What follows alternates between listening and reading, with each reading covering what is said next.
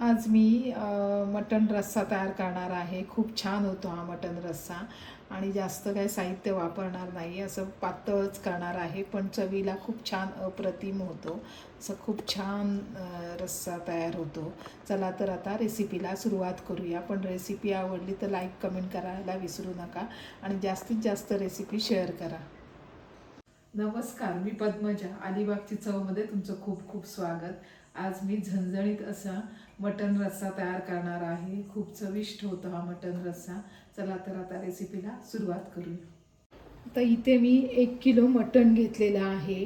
हे मटण आहे ते मिक्स मटण आहे। मिक्स म्हणजे ह्याच्यात सगळे कलेजी ही मटणाची खौल म्हणतात ह्याला, ती आहे आणि नळी वगैरे सगळे आणि चरबी वगैरे आहे। आणि हा मिक्स मटणाचा रस्सा खूप छान होतो। आणि 2 प्रकार येतात, प्युअरमध्ये फक्त असे हे पीसच येतात। आणि आता ह्या स्वच्छ धुवून झालेला आहे मटण, तर त्याला मी 1 चमच हळद लावून घेणार आहे। आता 1 किलोच्या प्रमाणे सगळं साहित्य घेणार आहे। आता इथे 1 चमच हळद घ्यायची आहे आणि इथे 2 चमच घट्ट दही घेतलेला आहे। दही फ्रेश आहे, आंबट नाही जास्त।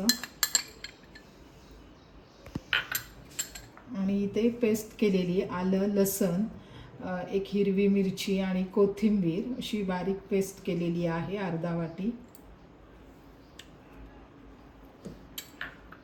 आणि हे मिक्स करून घ्यायचं आहे सगळं मटणला।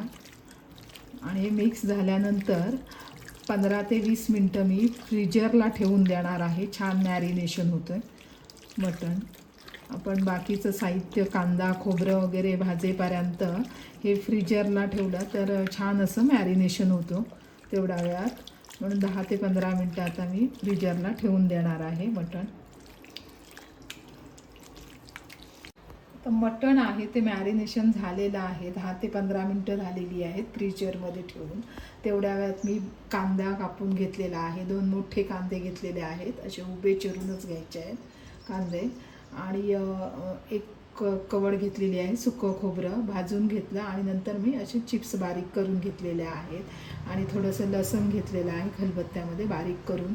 ही सगळं तयारी होईपर्यंत 15 ते 20 मिनटं गेलेली आहेत। तेवढ्या वेळात मटणसुद्धा छान मॅरिनेशन झालेलं आहे। आता फोडणीला घालून घेते। इथे मी हंडी घेतलेली आहे, हंडीमध्ये तयार करणार आहे। तर तेलसुद्धा घातलेलं आहे, तेल गरम झालेलं आहे। आणि मटणला चरबी होती म्हणून तेलाचं प्रमाण कमी घेतलेलं आहे। आता कांदा घालून घेते।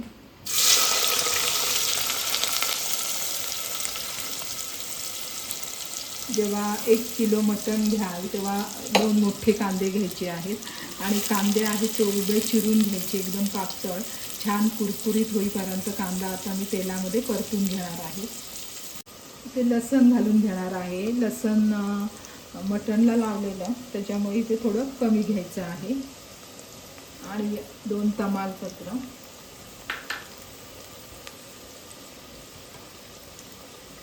अर्धा चमचा हळदसुद्धा लावलेली आहे मटणला, म्हणून फोडणीमध्ये थोडी कमी घेतलेली आहे। आता कांदा कुरकुरीत होईपर्यंत परतून घ्यायचा आहे, पण गॅसचा फ्लेम फास्ट करायचा आहे।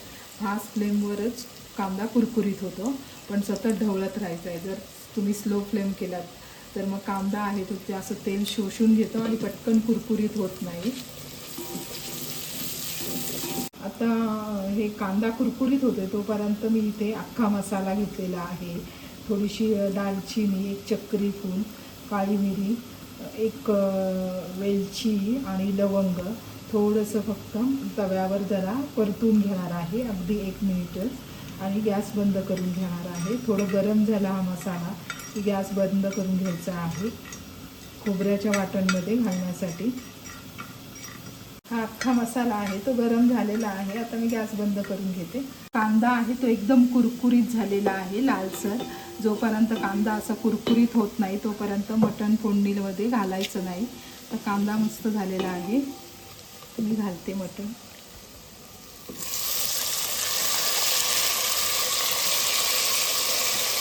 गॅसचा फ्लेम फास्ट करायचा आणि इथे वाफेवर पाणी ठेवून देणार आहे। पाणी मी अजून घातलेलं नाही मटणमध्ये। हे वाटण आहे सुक्या खोबऱ्याचं ते करून घेणार आहे आणि त्याच्यामध्ये जो अख्खा मसाला भाजलेला तो सुद्धा मिक्सरला बारीक करणार आहे. पाणी वगैरे घ्यायचं नाही, असंच मिक्सरला सुकं वाटण बारीक करून घ्यायचं आहे. आता वाफेचं पाणी आहे ते गरम झालेलं आहे, तर ते मटणमध्ये घालून घेते. मटणला पाणी सुटलेलंच आहे.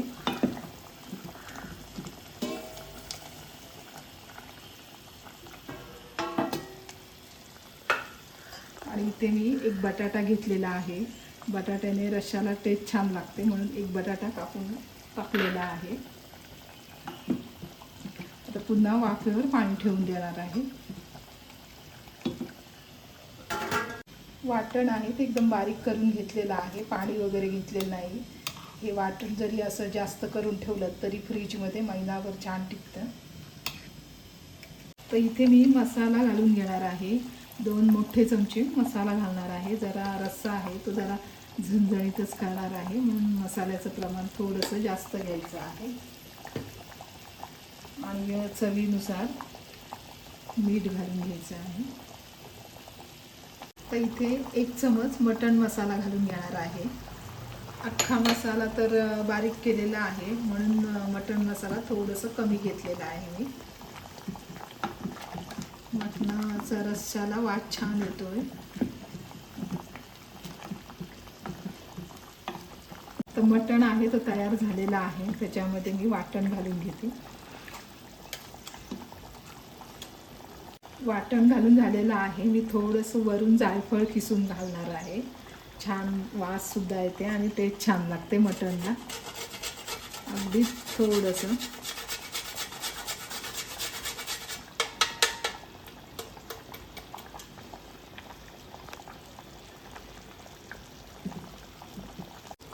मस्त असं झणझणीत आणि चविष्ट असं मटण तयार झालेलं आहे. वाससुद्धा खूप छान येतोय. आणि हे मटण तयार व्हायला मला 40 मिनटं लागलेली आहेत, 1 किलो मटण तयार व्हायला. आता वरून मी कोथिंबीर थोडी घालून घेते आणि आता गॅस बंद करून घेणार आहे. मस्त असं झणझणीत मटणचा रस्सा तयार झालेला आहे.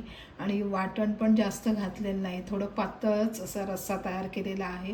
हा रस्सा खूप चवीला छान लागतो. तर ही आजची रेसिपी तुम्हाला कशी वाटली कमेंट करायला विसरू नका. आणि सगळ्यात महत्त्वाचं म्हणजे चॅनलवर नवीन असाल तर नक्की चॅनलला सबस्क्राईब करा. त्याच्यामुळे मला अशाच नवनवीन रेसिपी करण्याची प्रेरणा मिळेल. धन्यवाद.